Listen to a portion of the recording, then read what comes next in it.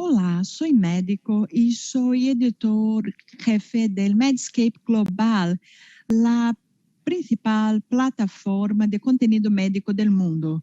E é com grande honor que hoje temos painel de estrelas aqui comigo para debater pouco sobre o futuro da educação em saúde.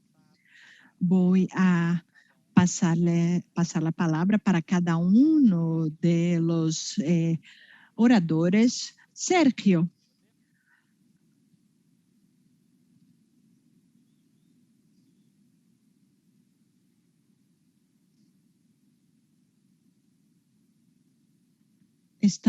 Não nos chega o sonido, não nos chega o sonido del senhor Sergio.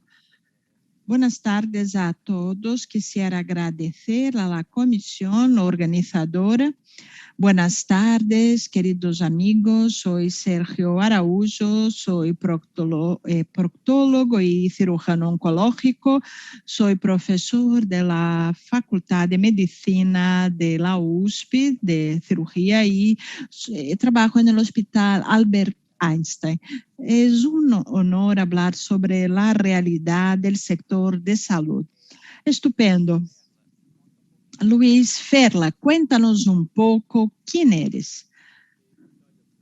Bueno, buenas tardes a todos. Es un placer estar con todos ustedes en esta charla sobre educación. Yo soy el fundador y CEO de DOT Digital Group,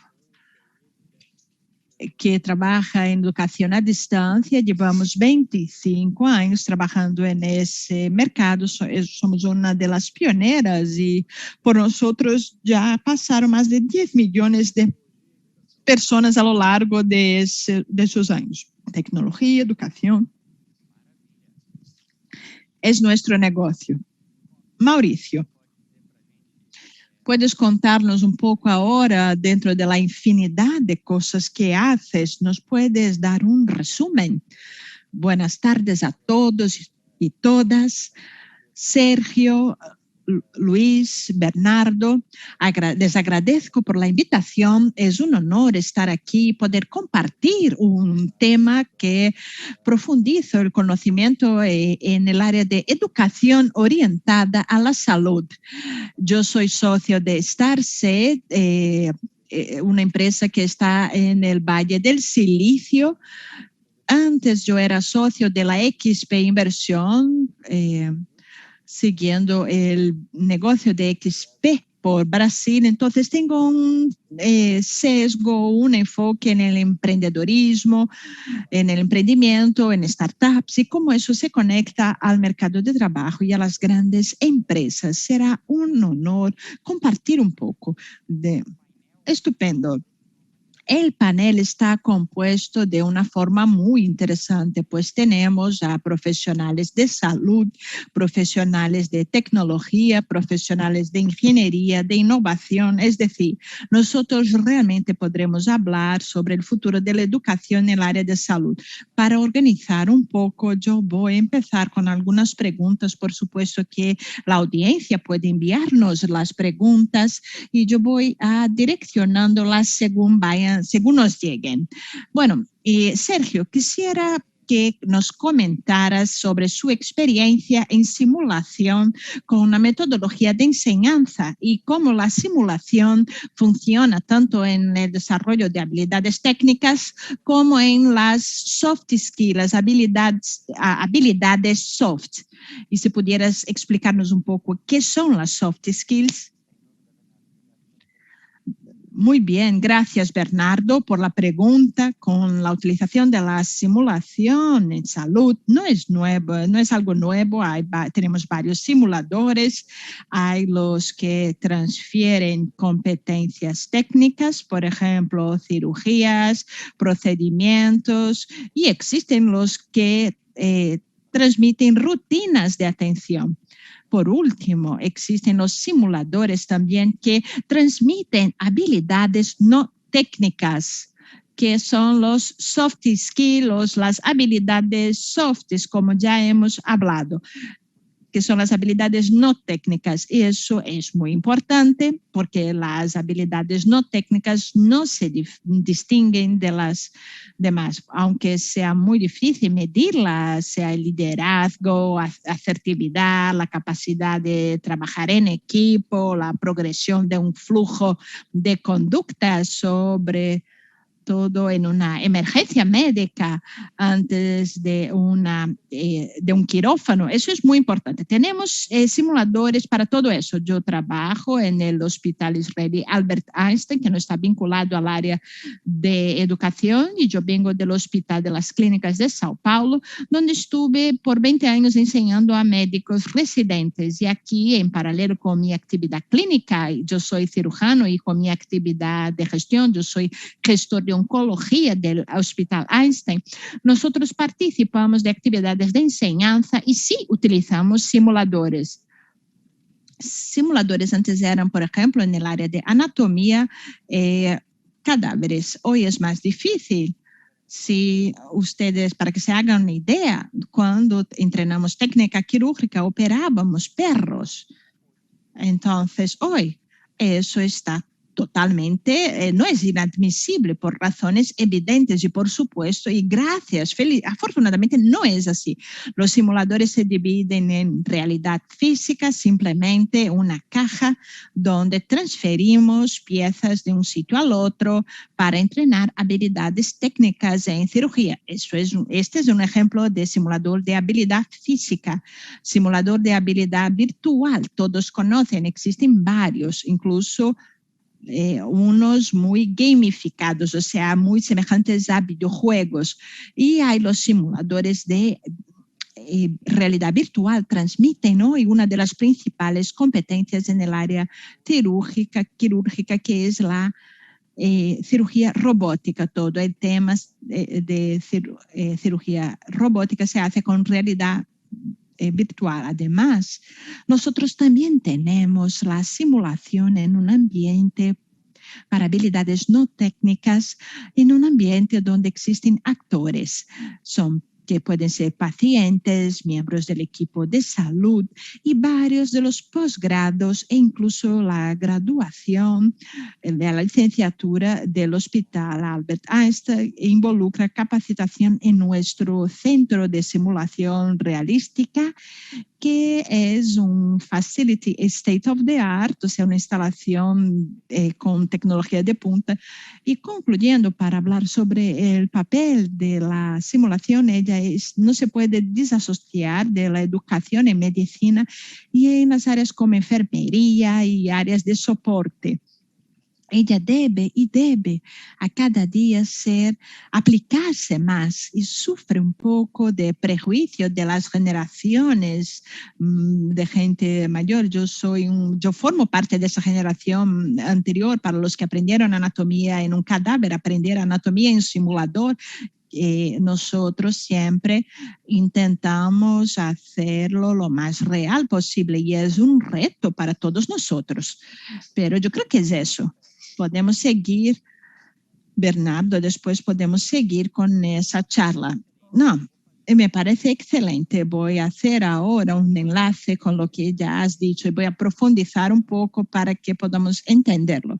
Ya que has hablado de que pasaste por el entrenamiento y la capacitación del modelo más antiguo, yo también.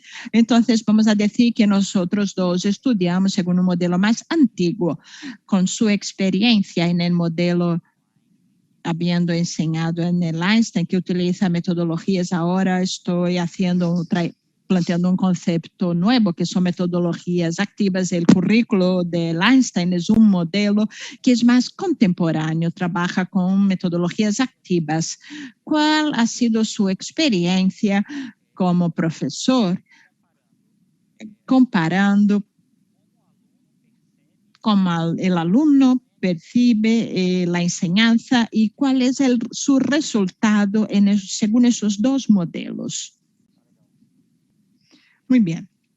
Aquí en Einstein, el responsable por la educación es el doctor Alexander Rothhauser, un cardiólogo, y en la Facultad de Medicina lo que utilizamos como principal metodología activa es el TDL, el aprendizaje basada en equipo. Cuando comparamos metodologías activas con no activas, y yo tengo un grupo de control, pues fui profesor del Hospital de las Clínicas de São Paulo, que está vinculado a la Universidad de São Paulo, mi alma mater.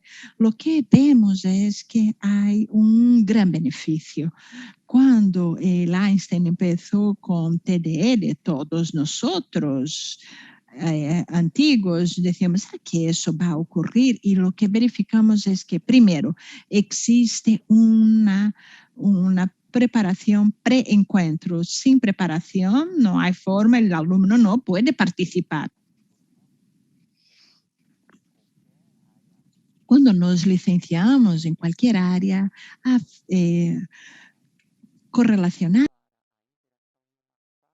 el alumno llega para la interacción en una sala donde forma parte de un grupo constituido idealmente con 6 o 7 personas, donde hay un intercambio, una verificación de conocimiento, es decir, si estudiaron o no. Después viene la interacción con el profesor, que generalmente es un problema, y normalmente planteamos un problema, que puede ser un problema clínico, un problema de gestión, un problema organizativo, un problema de gestión de personas en salud, y traemos ese problema con base, claro, con el material preclase, y lo presentamos al grupo. Y con relación a los modelos tradicionales, existe una interacción, es decir, el concepto de didáctica es muy fuerte. El colega no puede venir despreparado, porque cuando lo hacen, su grupo recibe menos puntos y avanza menos. Entonces, ese es es desfavorable. Segundo, siempre que tengo acceso al material preclase y lo entiendo de una forma y discuto y veo cómo el otro compañero lo ha entendido, y veo la paradoja básica de la comunicación. Depende de lo que yo entiendo y de lo que se me transmite. Y por último, existe la sensación de pertenencia, porque se entiende que ese grupo tiene que constituir al día a día para desarrollar actividades que llamamos de socioeducativas. Perfecto, muy bien. Entonces, yo creo que así tenemos un enlace estupendo con Luis Ferla, porque acabas de hablarnos sobre modelos educativos, y Luis tiene más de 25 años de experiencia en educación digital. Entonces, quisiera saber de Luis Alberto Ferla cómo el mundo sigue las nuevas necesidades educativas, cómo la tecnología ha crecido y cómo eso afecta al comportamiento del estudiante. Y después vamos a hablar con Mauricio sobre el concepto de estudiante y cómo eso afecta al compromiso del estudiante. Muy bien, Bernardo. Yo creo que lo primero que tenemos que hacer es evaluar para que falta una mano de obra calificada en el mercado. Es un problema global y es un problema serio en el área de salud, y eso puede afectar toda la cadena que trabaja con la salud hoy. Si nosotros no tratamos con cuidado eso, vamos a tener más adelante una gran laguna de profesionales, talentos y con pérdidas a la larga. Esa cuestión del aprendizaje, del conocimiento y con las tecnologías que tenemos hoy, toda esa transformación digital por la cual el mundo pasa, tiene un gran impacto hoy día. El día de hoy, el conocimiento del médico en algunos meses se duplica. Piénsenlo. El conocimiento médico que existía hasta el año pasado ya se duplicó durante los primeros meses del año. Y es algo que tiene que ver con tecnología, porque hace años, vamos a suponer la mitad del siglo pasado, se tardaba 50 años para la duplicación de ese contenido. ¿Y cómo vamos a hacer para tratar con esa avalancha de contenidos que da la sensación, sobre todo a los profesionales del área médica, que siempre están desactualizados y siempre, como si siempre les faltara algún conocimiento? Yo creo que es justo la tecnología que puede contemplar eso de forma más rápida, eficiente y más interesante. Hay varias tecnologías muy modernas, actuales y emergentes. Les voy a mencionar algunas solo para que ustedes lo sigan. Vivimos hoy día cosas que hasta parece que algunas ya son normales, como computación en la nube, pero cambió mucho la tecnología y la educación. Ahora entramos en un momento de la tecnología del 5G, donde va a ayudar mucho la emisión de vídeos, imágenes y equipos de 3D, realidad virtual. Va a haber una evolución y eso tiene un impacto en la medicina, además de inteligencia artificial, procesamiento de lenguaje artificial, grandes datos, robótica, así como Sergio lo ha dicho, sensores, que las personas van a poder utilizar información directamente para la tecnología, para que las tecnologías la analicen, sistemas de blockchain y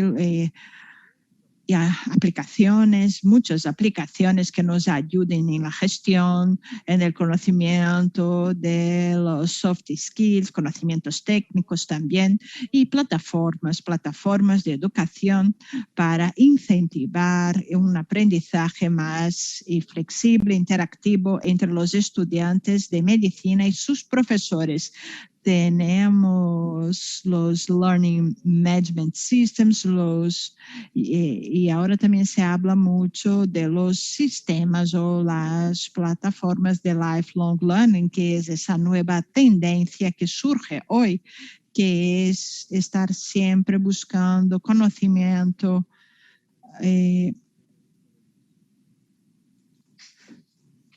como se ha mencionado. Casi nos asusta cuando planteas la cantidad de información que es y cómo pueden actualizarse. Has mencionado el concepto de lifelong learning, aprendizaje a la larga. ¿Cómo el profesional de salud puede enfrentar ese paradigma? Fela, puedes empezar a contestar. Y Mauricio, puedes... te agradezco, por favor, que añadas un poco sobre esa idea del eterno estudiante. Sí, Bernardo, la cuestión de lifelong learning o aprendizaje a lo largo de la vida es algo de lo más significativo, una de las principales competencias que tenemos hoy con la tecnología, transformación digital, pues ofrece a los individuos la posibilidad de estar siempre con el conocimiento actualizado, aprender nuevas habilidades y buscar una amplia variedad de intereses. El área de salud, por supuesto, es un área de práctica que está en constante cambio con los avances en la medicina, en las fuentes de evidencias, en las opciones de tratamiento. Nuevos medicamentos surgen todo el tiempo, reglamentaciones gubernamentales que cambian y hay modelos de atención ahí que están en constante cambio. Entonces, yo diría que este aprendizaje a lo largo de la vida en el área de salud no es una opción, es una necesidad. Es necesario que todos los profesionales de la salud siempre sigan siendo relevantes y sigan ofreciendo una atención segura y eficaz a los pacientes. Eso es fundamental en todas las áreas. No hay como no ser seguir ese aprendizaje a lo largo de la vida, ¿no? Ser un aprendiz para toda la vida. Yo creo que una división de la consultoría Deloitte, que produce datos y investigación, dice que el promedio de vida de una profesión hoy es de 5 años. Entonces, ¿qué es lo que decimos hoy? Que los ejemplos que Sergio nos ha comentado desde la época en que él se licenció en medicina hasta hoy, ver esa evolución y ya vemos cuánto se ha evolucionado en ese espacio de tiempo de actuación del profesional del área de salud. Si hoy tenemos el promedio de competencias de 5 años, todo que aprendemos hoy en 2026 va a perder la mitad del valor, y hoy para mantenerme bien en el mercado tendré que buscar nuevos conocimientos, y eso no se restringe a los profesionales de salud. Eso funciona para un educador, para un profesional como un contable, un abogado, un profesional liberal. Estemos o no de acuerdo, pero la tecnología forma parte. Salió un estudio de McKinsey en 2016, estudió en el mercado cuántas horas se trabajaron en determinados empleos que exigen determinadas habilidades. ¿Y cuántas horas se van a trabajar en estos mismos empleos en 2030, dentro de 9 años? El resultado es que involucran habilidades cognitivas básicas que uno tiene que aprender repetidas veces, y los empleos que exigen habilidades manuales van a disminuir la demanda, según lo que hablamos aquí, y va a aumentar la demanda en el mercado de trabajo por empleos que involucran habilidades cognitivas, que es de alto nivel, que no es simplemente aprender repetidamente, pero utilizar la creatividad, el sentido común, la capacidad de evaluación y capacidad de solución de problemas, así como la demanda por empleos que involucran habilidades sociales y habilidades tecnológicas. Entonces, si ese estudio va a pasar o no, eso el tiempo nos va a decir, pero nos da una indicación sobre hacia dónde camina el futuro de las relaciones de trabajo. Y aquí hay 2 cosas claras. Primero, la exigencia cada día mayor para las competencias intrínsecamente humanas, que competencias emocionales, sociales. Somos seres que vivimos en sociedad y no somos un leopardo que vive en la sabana africana aislado. No, nosotros somos seres sociales y hay una valoración de ese tipo de competencia. Y por otra parte, la necesidad de los profesionales de hoy de desarrollar lo que yo llamo de la conciencia digital. En mi visión es casi como la matemática de este siglo, así como tuvimos que aprender a hacer cuentas, sumar, dividir para mínimamente transitar en el mercado de trabajo. Hoy es fundamental entender cómo la vida en línea puede potenciar la vida fuera de virtual. Sergio nos ha planteado varios ejemplos de cómo la tecnología puede potenciar el estudio del trabajo del profesional en el área de la salud. Fela también nos dijo lo mismo. No hay que ser un experto, pero mínimamente hoy yo tengo que entender cómo ese universo de posibilidades que cada día son más asequibles, accesibles, cómo puedo utilizarlo para potenciar mi negocio. Entonces, esa exigencia de las competencias intrínsecamente humanas y esa exigencia de lo que llamo de conciencia digital, seguramente eso va a ser la ruta para la construcción de las vidas profesionales de ahora en adelante. Mauricio es muy interesante porque su experiencia en el Valle del Silicio, que quizás sea el ambiente más frenético en agilidad y en el desarrollo de nuevas ideas, tú has establecido un paralelo entre el profesional de salud y el profesional, un profesional en general. ¿Hay diferencia en relación con la conciencia digital, aprendizaje digital entre los dos, o hablamos que todos tienen que estar eternamente estudiando y desarrollándose independientemente de su área de actuación? Mi visión en relación con eso, Bernardo, es que los cambios son para todos. Saliendo un poco del enfoque, vemos el mercado de entretenimiento transformarse por Netflix, que realmente Uber, que causa ese cambio en el transporte de viajeros.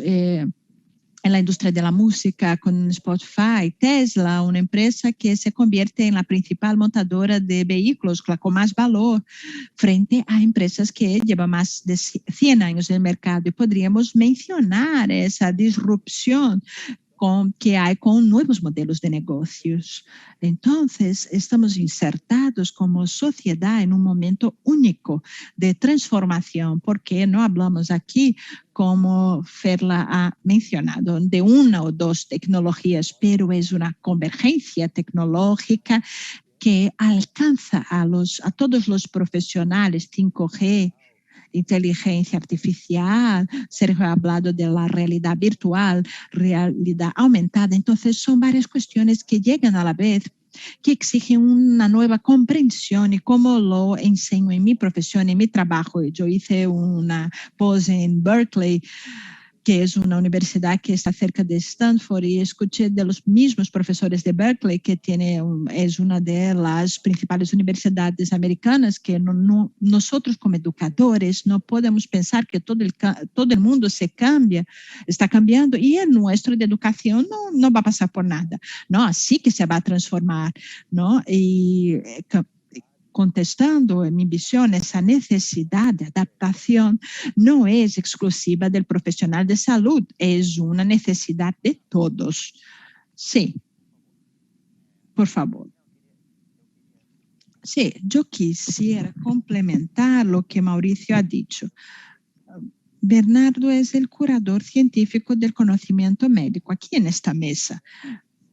Ferla y Mauricio son los que realizadores. Y yo estoy en la línea de frente. Yo quisiera recordarles una cosa. Todo lo que hablamos de educación hay una persona en la punta que es el paciente. Y el paciente está relacionado al resultado. Entonces, yo quisiera traer para la discusión el siguiente aspecto. Como Mauricio y Ferla han hablado de tecnología, nosotros en la institución donde trabajo estamos muy involucrados en la adquisición de nuevas tecnologías y en la capacitación y certificación de los profesionales de salud en nuevas tecnologías. Cuando eso ocurre, por supuesto, el fabricante del dispositivo médico, del fármaco, él es responsable de lo que ocurre con el paciente. Y también, así como el profesional de salud, así como el prestador, así como la operadora, todos son responsables del resultado de los pacientes, y eso hace con que no solo la mirada del asistente de enfermería, el médico, etcétera, se desarrollen para las plataformas de enseñanza, pero también de las empresas de dispositivos médicos y de farmacéuticas. También soy consultor de la Academia Escolar, porque en conjunción con B. Braun es fabricante de dispositivos médicos, y existe una gran preocupación también por parte de esos players, ya que ustedes son los que realizan, y Bernardo es el curador de conocimientos científicos, y ahí hablo de calidad y seguridad. calidad y seguridad de un nuevo fármaco, si eso no se verifica, ¿y quién lo va a verificar? Las sociedades de especialidades médicas, por la sociedad por las sociedades de las demás áreas de soporte. Eso primero tiene que verificarse. Por quién fabricó el dispositivo médico, por el fabricante del fármaco. Eso es importante ahora con lo que vemos con las vacunas. Yo no tengo competencia para hacer un comentario sobre eso, pero eso era lo que yo quería plantearles. Perfecto. Entonces, yo creo que prácticamente todos nosotros estamos de acuerdo con que existe la necesidad de una renovación y un estudio constante. De lo contrario, todos los profesionales, pero especialmente el de salud, que es nuestro enfoque hoy, va a quedarse desactualizado. Yo sé que Luis Alberto Ferla ha realizado un trabajo importante en comunicación que justo hace con que logra involucrar al estudiante. Entonces, Luis Alberto Ferla, yo quisiera comprender cuál es la importancia de un modelo de comunicación adecuado para garantizar que ese profesional de salud entienda esa necesidad y que él va a tener que mantenerse actualizado. Bernardo, la comunicación es una de las cuestiones más importantes de la interacción humana, sea en educación, en una charla, en un trabajo en equipo, en un equipo médico. La comunicación siempre será fundamental. Es donde nosotros vemos los problemas. Las personas saben el contenido y ellas tienen la duda y no saben cómo preguntar. Entonces, la comunicación siempre va a tener una importancia fundamental en la educación. Y creo que hay tres aspectos fundamentales en eso. Primero, uno tiene que saber comunicarse de forma adecuada con su público para que pueda atraerlo. Hoy existen muchos contenidos en el mundo de todos los tipos y de cualquier especialidad. Y como lo ha dicho Sergio, contenidos muchas veces que no se verifican, que no se probaron, o contenidos incluso poco importantes. Y hay mucha cosa buena en el mundo. Entonces, lo primero que tenemos que saber diferenciar es lo que hay de buenos contenidos verificados, de buenas fuentes, buenas instituciones y actualizados, porque en este mundo de tecnología y en esa velocidad que yo les he dicho de transformación del conocimiento, como les he dicho al inicio, los contenidos muchas veces en el área de medicina, escritos en vehículos muy relevantes de 2 a 3 años, desde hace 2 o 3 años, ya no están actualizados, ya no valen, ya no sirven. Entonces, lo importante es saber comunicarse con el sector de salud de los alumnos, de los profesores, dónde va a encontrar ese contenido adecuado. La comunicación, si no hay comunicación, uno no sabrá dónde está ese contenido. Ese es el primer aspecto. Y el segundo aspecto es que después de estar con ese contenido, hay que tener una comunicación para involucrar. Entonces, la institución tiene que hablar con el alumno para mantenerlo vinculado al contenido, utilizando la gamificación, o sea, el formato de videojuego para que el alumno reciba un premio, se sienta estimulado y medido por su conocimiento, pero que se sienta estimulado a seguir adelante, que pueda retener ese conocimiento. Ese es el segundo aspecto. El tercer aspecto es que también hay que saber hacer una comunicación con todo el sector para que el contenido también se pueda divulgar. La importancia del contenido no es solo retenerlo, es cómo se transmite ese contenido.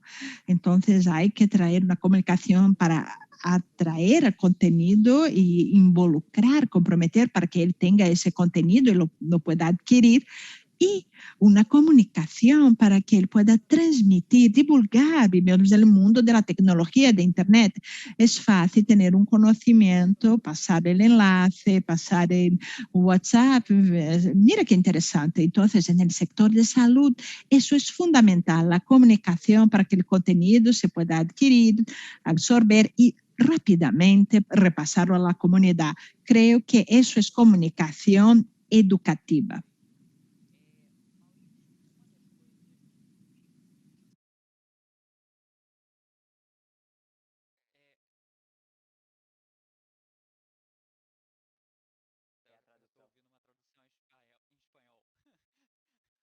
Una de las cosas interesantes que me parece que es una realidad, la realidad no es que sea interesante, pero que es una realidad, es que el profesional de la salud está bajo presión todo el tiempo. La enfermedad ha llevado al profesional de la salud a sus límites. Y en su experiencia, ¿existe algún modo de intentar mantener este profesional de salud más interesado, con más entusiasmo, una vez que ha decidido que iba a seguir la carrera de la salud por tener un ideal? Y cuando empieza a actuar, él se enfrenta a una realidad que realmente no corresponde a su ideal inicial. Entonces, ¿qué sugerencia usted le daría a ese profesional de la salud? ¿O qué abordaje sistémica nosotros, los comunicadores de la salud, deberíamos hacer? Esa es una pregunta interesante. Nosotros en los programas ejecutivos ya tenemos a 7,000 brasileños y brasileñas desde 2015. Emprendedores, profesionales, autónomos, médicos, líderes de empresas, gobernadores de 2 distintos estados brasileños. O sea, tenemos a 7,000 personas representando a segmentos de nuestra economía. Y nosotros entendemos que el profesional de la salud es el que más contempla ese grupo de personas. O sea, de hecho, tenemos un programa centrado en el área de la salud. ¿Qué es lo que eso nos transmite? Deja claro, en primer lugar, que el instinto del profesional de la salud está presente en la búsqueda por más información, para saber si hay algo más que yo puedo hacer para generar más resultados para mis clientes. Yo, les pido perdón por el término cliente, pero es que en mi mercado siempre hablamos de clientes y eso nos demuestra de manera intrínseca que el profesional de la salud tiene ese interés muy noble. Y eso, si lo ponemos en el mercado de la educación, ese paréntesis que nos ha planteado, ese mismo problema lo tenemos en el mercado de la educación y sea un contexto quizás de otros mercados. El resultado es lo que trae el beneficio que uno va a entregar en relación a la nueva tecnología para asignar esto a nuestros modelos. Y hay mucho que es espuma, que parece brillante, pero que en términos prácticos no se reconocen los resultados. Para cada 10 startups que surgen, que usan mucha tecnología para entregar soluciones, de cada 10, 9 se quedan por el camino y una solo consigue alguna clase de presencia del mercado para convertirse en empresa. Entonces, eso que Sergio ha propuesto tiene mucho sentido, la búsqueda por tecnologías que realmente mejoren un aspecto de la relación médico-paciente. Es una preocupación que tengo yo en mi vida en el sector educativo y es lo que busco para encontrar soluciones que realmente lleven el resultado al consumidor final. El modelo cambió profundamente. Lógicamente, hemos tenido que adaptarnos. Y una de las cosas que me deja un poco angustiado y me hace pensar todo el tiempo es lo que faltó en mi formación académica, que es lo siguiente: nunca me han enseñado a aprender. Y hoy Hay distintos artículos sobre learning, sobre varias metodologías que trabajan con memorización, con este tipo de cosas, con la construcción de conocimiento, que son campos de datos personales, es decir, en vez, como acabamos de decir, muchos son entrenados para copiar en clases. Entonces es hora de empezar a digerir este contenido y producir un contenido que realmente sea relevante. Y es eso lo que llamamos de knowledge database, que sería una base de datos de conocimiento, pero no sé cuál es la traducción oficial.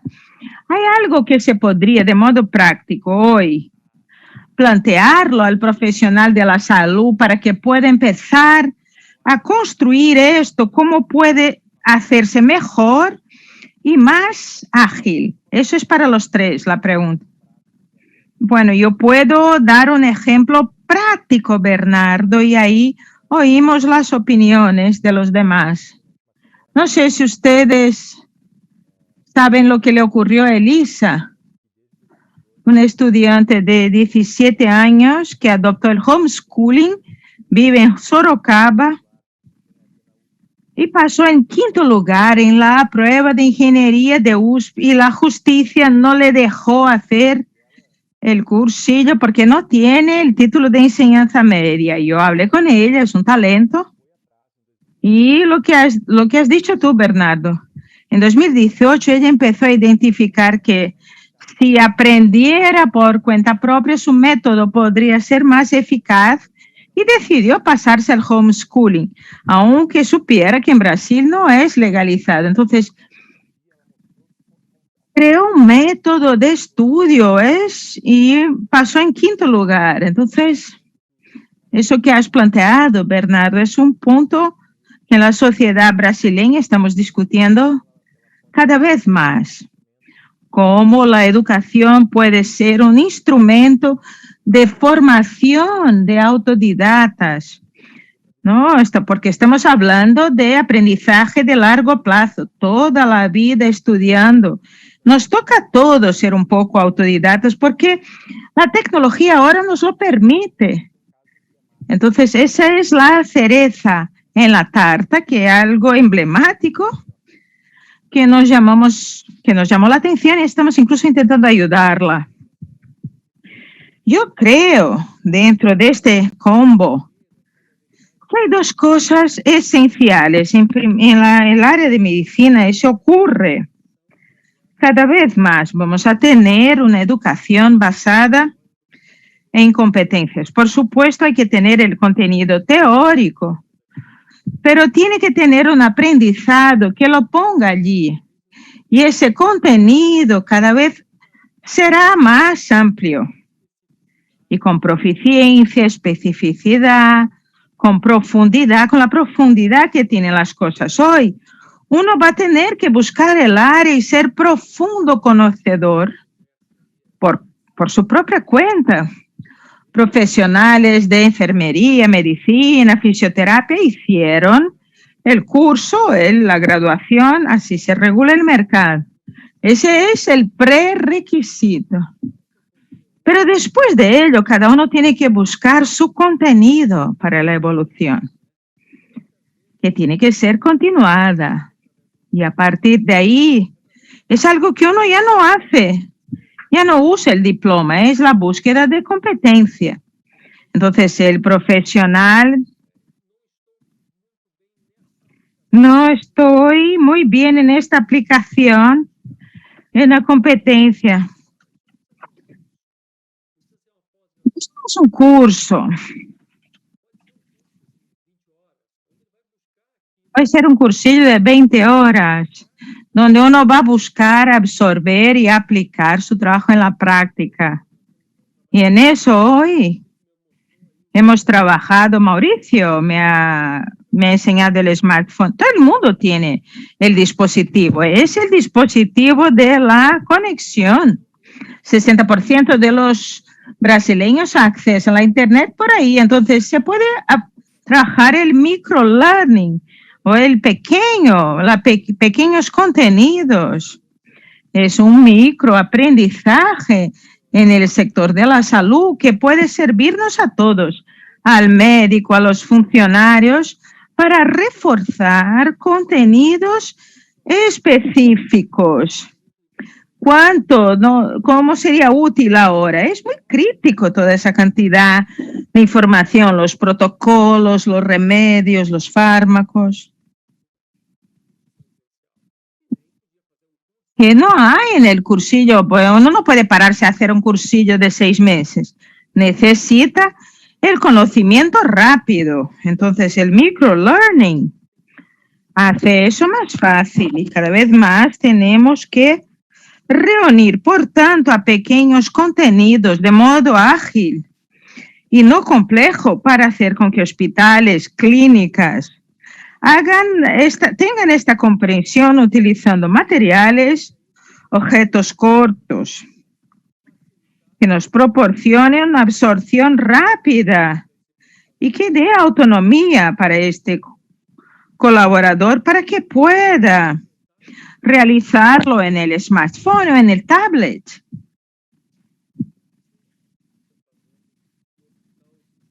Lo que pueda hacer pues mientras está en el hospital, por ejemplo. Entonces, cuando hablamos en contenidos cortos, uno no se imagina dónde piensa. Bueno, es una habilidad técnica que se puede mejorar puntualmente, pero por supuesto, todo esto está también enlazado con conformidad, prácticas de higiene, protocolos de seguridad, habilidades comportamentales y sociales, las reglas internas de las instituciones. Entonces, hay cosas que hay que aprender porque forman parte de su vida diaria y ya no es una especialización.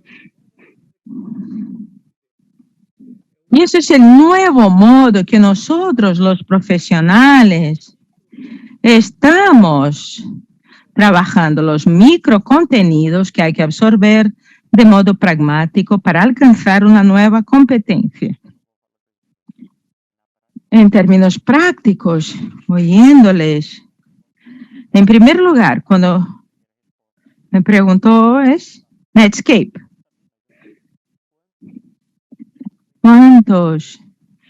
¿Cuántos lectores de Medscape no son profesionales de la salud? Eso es interesante. Después viene lo que dijo Fela sobre la velocidad del crecimiento del conocimiento en salud que dobla a cada 2 años. La graduación, estricto sensu, sirve ya para poco, para la gran masa de trabajadores en salud. La renovación o la presión por competencias tiene que ocurrir dentro de la compañía del profesional. Aquí donde trabajamos existe una trayectoria de entrenamiento, bueno, no voy a decir que sea sofocante porque no sería positivo, pero bueno, está basado en competencias y es muy altas para que uno pueda pasar para la siguiente etapa. Solo si ha cumplido con la anterior.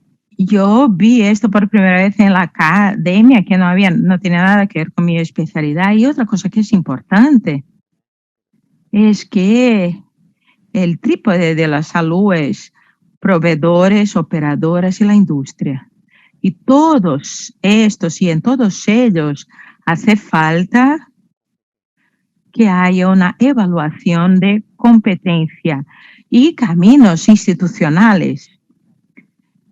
¿Y quién valida eso? Las certificaciones, las llamadas credenciales que las compañías tienen, puede ser empresas de salud, compañías de educación, o un proveedor de servicios, una industria, o una farmacéutica, o una operadora de salud. O sea que cada vez más los expertos en educación como ustedes tienen que acercarse también de las empresas internacionales de acreditación. Yo quería añadir algo que Sergio ha dicho que es muy importante, que siempre hablamos en tecnología y todo, pero la tecnología es el medio, ¿no? Es la herramienta. Pero siempre lo clave, lo que es clave, lo que es prioridad es el contenido, como bien resaltó Sergio. Y el contenido tiene que venir de expertos. Cuando uno añade el contenido a la tecnología, ese contenido tiene que validarse por los expertos. Para mencionar un ejemplo para ustedes de lo que hicimos un game, un videojuego de masaje cardíaco y cursillos online tenían que seguir el protocolo de Manchester. Entonces, todo el contenido fue hecho por expertos médicos de la institución, validado por Manchester, y después cada uno de los profesionales pasó por todo el contenido para después poder decir si está 100% de acuerdo con la teoría, con el protocolo. Entonces, el contenido es importante y hay que validarlo por profesionales. Llegan aquí algunas preguntas para ustedes. Para poner en contexto algo que voy a hablar menos de un minuto, lo que él me comentó sobre los nanodegrees, esos degrees cortos, que tienen un tema muy específico. Y hemos visto cómo surgen muchas escuelas y academias, incluso cursillos en universidades sobre los nanodegrees. Es un término que se usa mucho en las universidades americanas, que hoy es todo tan dinámico, porque tenemos el futurismo, el pasado ya pasó, lo que vale es el ahora. Entonces hay un término que es el ahorismo, digamos así, el nowism.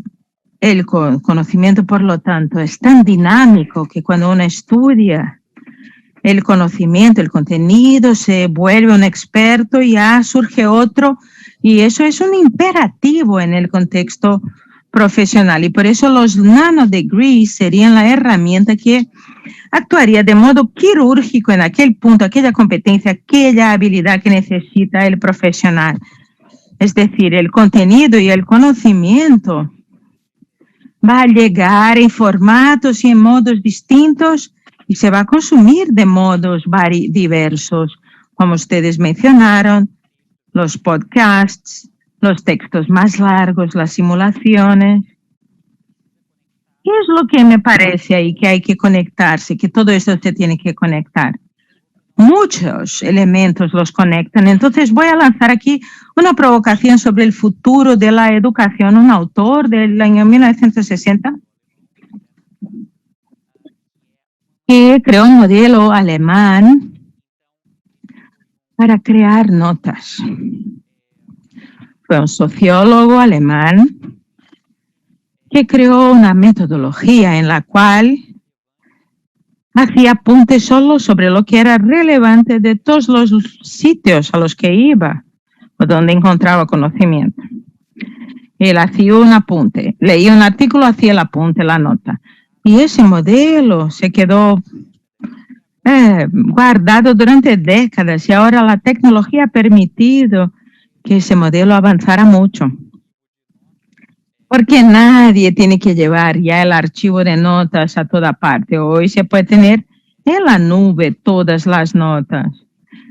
Entonces, siendo fiel a lo que estamos diciendo, yo no voy a aclarar este método y ni el Smart Noting, pero les voy a invitar a la audiencia que profundice e intente buscar a partir de estos dos conceptos, que creo que todos se van a beneficiar de aprender a aprender. Y le voy a pasar al grupo una pregunta que acaba de llegar, que es: la COVID ha dejado claro que uno de los grandes problemas de la salud es la falta de capacitación profesional suficiente. como podemos demostrar en la práctica, cuánto de desperdicio de dinero hubo.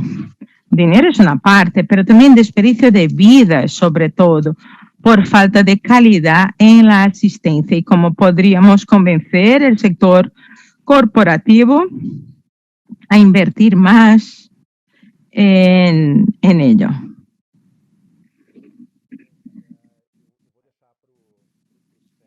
Bueno, yo voy a dejar eso para que Sergio y Fela contesten. En el sector de la salud, yo he observado que muchos países están acumulando aprendizajes, yo no sé si se puede decir cursos, pero programas para la capacitación de la población en lo que se refiere a las nuevas demandas de mercado. Y, por ejemplo, en el Reino Unido hay un programa nuevo, gratuito para su población, para entender qué es la inteligencia artificial. Eso en Estados Unidos, Amazon también está capacitando a sus funcionarios. China, que es otra realidad, pero bueno, en la cuarta serie de la enseñanza básica, los alumnos empiezan a aprender sobre inteligencia artificial. O sea, existe el movimiento de algunas naciones y empresas que han entendido que el mejor modo es ellos mismos capacitando a sus equipos, y lo que cambia cada vez más rápido, podemos mirar el contexto mundial. Y entonces les dejo a ustedes esa propuesta dentro del área de la salud. La pregunta es fantástica. Existen varias cosas que se entremezclan, que se suman más que mezclarse. Y lo primero sería, es una enfermedad viral nueva. En la primera onda, que nadie sabía exactamente qué hacer, las instituciones que salieron adelante fueron las que siguieron con los principios básicos de gestión, mirar al mercado y prepararse, saber qué es lo que estaba pasando en Wuhan a finales de diciembre, y cuando OMS declaró primero la epidemia, prepárense. Eso fue lo que hicieron muchas instituciones brasileñas, aunque las noticias sobre el malo desempeño siempre prevalezcan. Y la segunda cosa es que las competencias necesarias, en mi opinión, para abordar una enfermedad infectocontagiosa es algo que no está al alcance de todos los profesionales. Entonces, lo que dijo Fela sobre lo que veíamos en los comités en el hospital, una cantidad infinita de información llegando de modo súper desordenado y que en realidad perjudicaron el cuidado no de una única institución o único hospital, no, pero como ustedes saben, en esferas mucho más amplias, en esferas supraestaduales y hasta en esferas nacionales, yo diría. Entonces, la llegada de la información fue complicada. El segundo aspecto importante que hemos observado es cómo prepararse para el volumen de infectados, cómo tratar ese gran volumen. Una vez más, ¿qué es lo que está en la base? Los modelos de previsibilidad en salud por herramientas educativas. Y eso se tuvo que hacer en instituciones que no tenían eso preparado. Entonces tuvo que hacerse una nueva adaptación, todo muy rápido, nueva oportunidad de educación sobre los resultados de los pacientes. Ahí ya resulta demasiado complicado hablar cosas que ocurrieron con los pacientes, que involucra el sistema de salud, la salud suplementaria, el tamaño de la población atendida.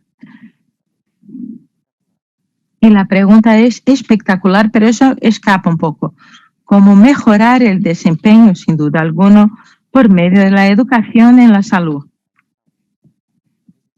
Quedó claro también que había una escasez de profesionales de salud ha revitalizado las terapias intensivas, el modelo del hospital en el centro, porque hablamos mucho de atención primaria, lo cual es absolutamente fundamental y que el brasileño no tiene. Pero nosotros antes tampoco teníamos terapias intensivas. Los hospitales de campaña han sido muy criticados, pero salvaron muchas vidas. Y por supuesto hubo exageraciones, seguramente sí, pero son herramientas con base educacional, con una interacción entre profesor y alumno.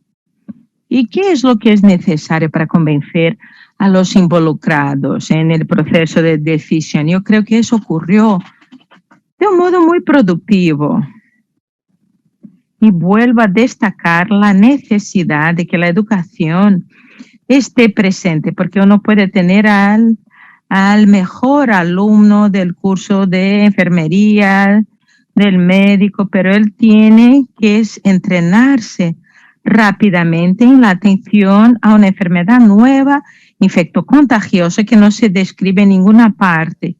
Y la segunda parte, el conflicto de validación de información científica. Eso es lo que falta.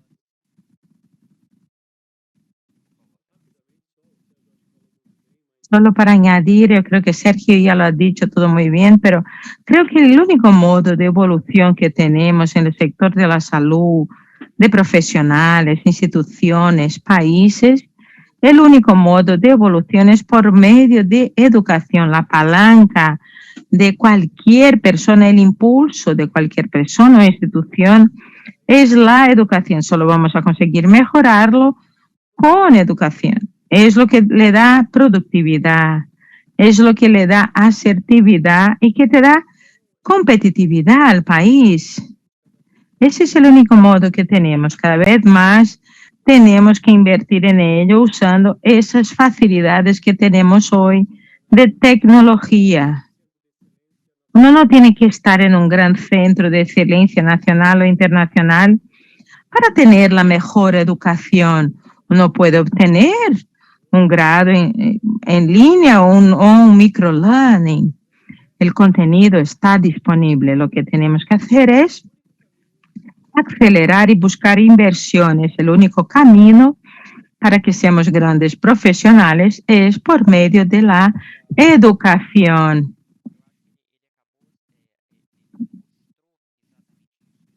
Creo que eso quedó claro sobre cómo la información se hace vieja rápidamente.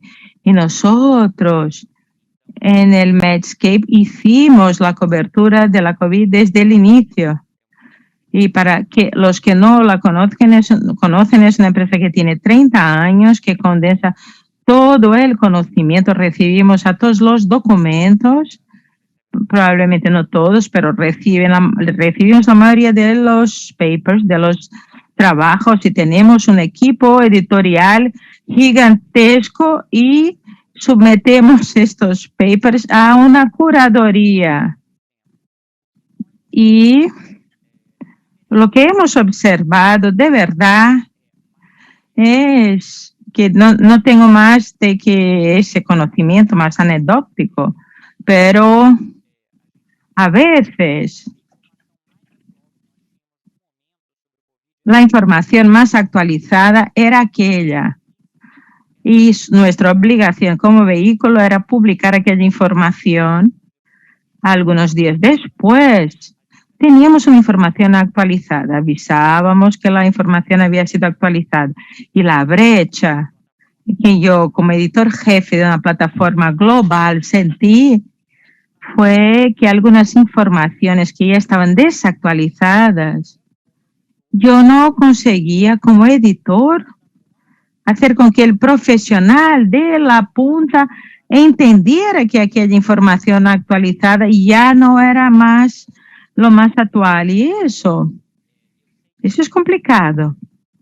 Sé que hay canales que uno no controla, y voy a mencionar uno de ellos porque es bien característico de Brasil, que es el WhatsApp. Entonces, a veces algo que fue verdad en algún momento y que sí, hablamos de ello, verificación de fuentes, quizás aquel contenido, uno, primero, puede que no sea verdadera porque la fuente no es buena, o dos, fue verdadero en enero del 2020 y que ahora ya no era más verdadero, en junio de 2020.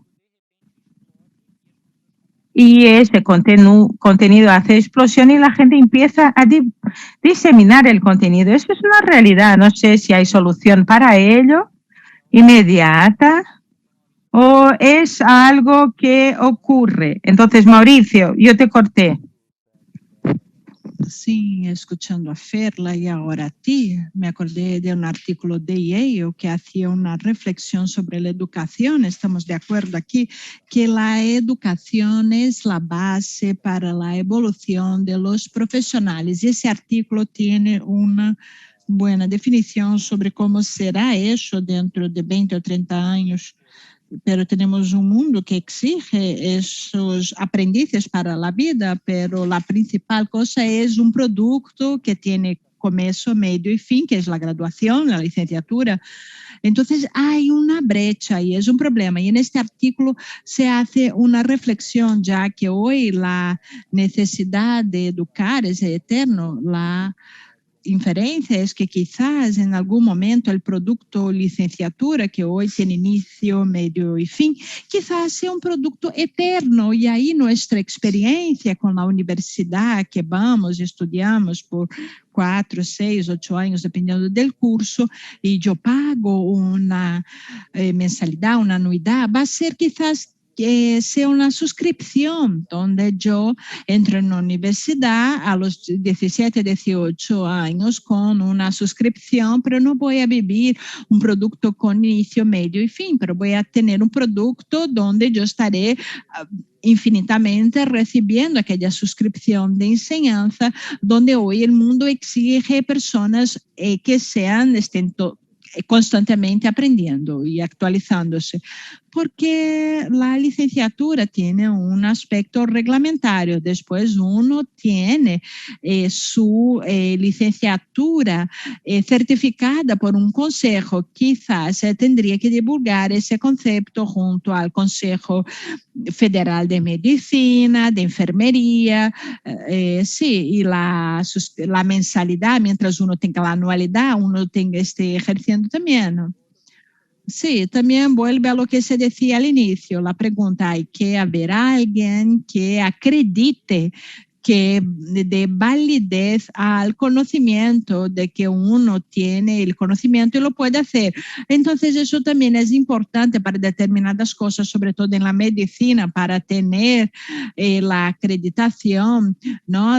Confirmando que todo está bien. Es un riesgo, la educación tradicional seguirá, va a haber ese aprendizaje por toda la vida. Todo eso será un compuesto que formará la educación y vamos a vivir así. No habrá una solución inmediata. No, ya recibo mensaje de que agotamos el tiempo, recibimos bastantes elogios y fue estupendo. Quisiera agradecer a todos los debatientes. Logramos tener un panel muy mezclado, bien, enfocamos miles de cosas a la vez y enseñamos cuán complejo es ese tema. No sé si ustedes tienen alguna cuestión final, aunque el tiempo se haya agotado, algún mensaje final de cada uno de ustedes. Para mí fue realmente estupendo estar aquí con ustedes, fue una verdadera alegría. Sí, sí, quisiera agradecerles a todos de KISS, de Colmea, gracias Bernardo por tu mediación, Sergio y Mauricio también, muchas gracias.